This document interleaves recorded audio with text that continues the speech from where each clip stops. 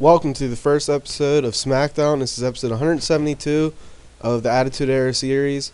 WWE is beating WCW by 50 shows, and last episode was Raw. Hell of a show. 7 out of 16 angles or matches were 7 out of 16. What's it called? Slots? No, S word segments.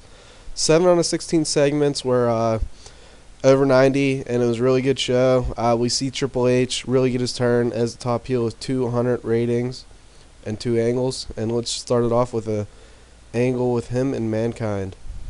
So pretty much here, Mankind comes out in the ring, and he says, Triple H, you said last night, or said on Raw, that I would have never been world champion if you didn't want me to, or if you didn't let me, blah, blah, blah. That's bullshit. Triple H comes out and says, Mick, you'd have been nothing if I wanted it that way.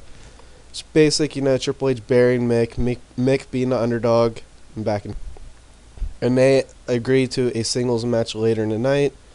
We go into singles action with Eddie Guerrero defeating William Regal with the frog splash. This is Eddie's first match back after a month break. He was just taking time off. From there we get Eddie's in the ring celebrating, beating William Regal, and Owen Hart pops up and beats him up, puts him in a sharpshooter, just beating him down a little bit. Alright, so here is Vince and Shane are in the ring. They call out Ken Shamrock.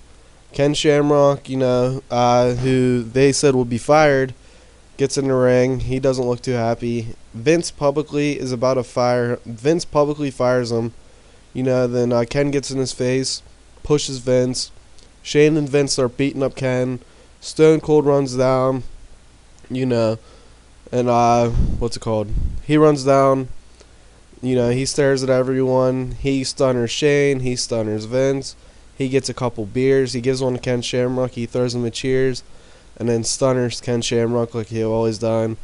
I figured it's a good way to get everyone on this angle on SmackDown, and 100 rating, phenomenal.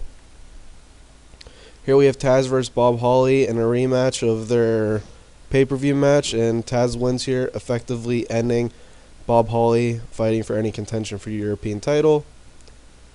After that, we get a video package hyping debut of Chris Jericho. This one is rated off entertainment, and we see a jump in the rating here. Figured out. After that, we go to the Dudley Boyz and Road Dogg and Batista, and an angle just back and forth where they agree to a match right now. And Road Dogg and Batista win after a DQ following the Dudley Boyz getting a DQ on purpose. From there we see Val Venis challenge Lance Storm to a match for the Intercontinental title, just one-on-one. Al Snow's backstage, he's talking to himself and shit. Figured put him on here. We need more mid-card guys who aren't in storylines to have, these weird, we're getting over their characters now. That's the thing with SmackDown I want to accomplish.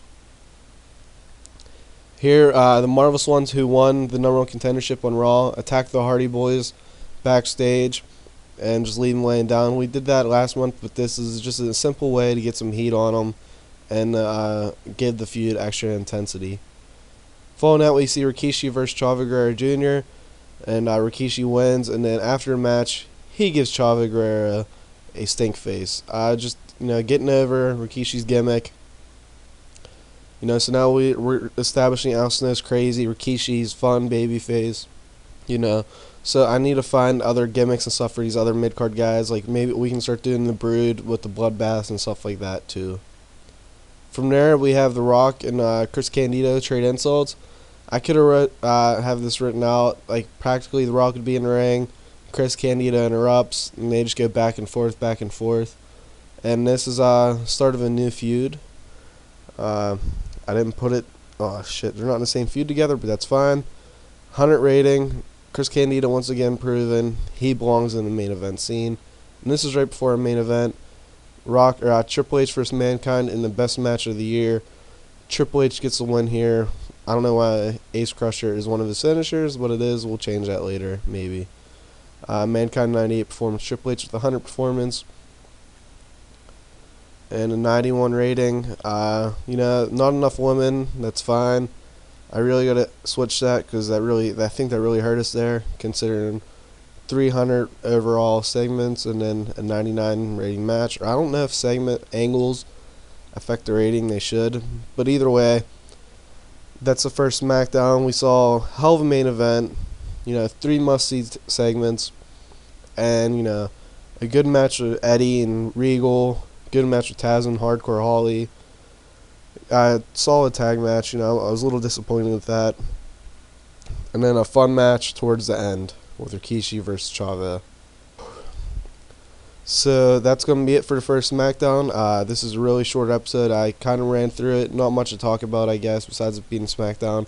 I'll try to keep the episodes on SmackDown shorter, and hopefully Raw stays the same length. We went with that picture for SmackDown because I think that's probably one of my favorite ones. Yeah, we'll try to keep it around 6-7 minute lengths for SmackDown unless there's a major angle. It is kind of like a B show. So thank you for watching, and I'll see you guys next episode, which is Raw.